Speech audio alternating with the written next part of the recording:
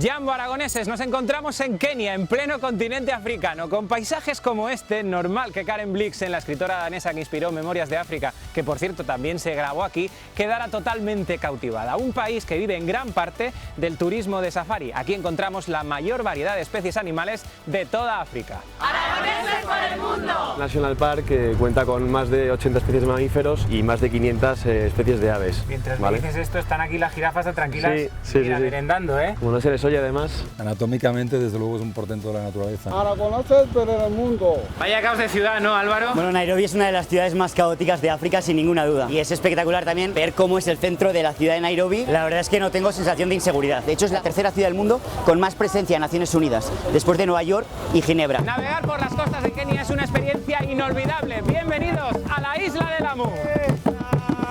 Hoy va a ser una experiencia muy chula y es navegar en un dhow. Un dhow es el típico barco velero. Ahora mismo estamos en los canales del Índico, que son canales formados por manglares. Es una maravilla porque puedes disfrutar de las vistas navegando de una manera muy pacífica. Hoy nos espera un viaje por África. Bienvenidos a Aragoneses por el mundo en Kenia. Africa unite.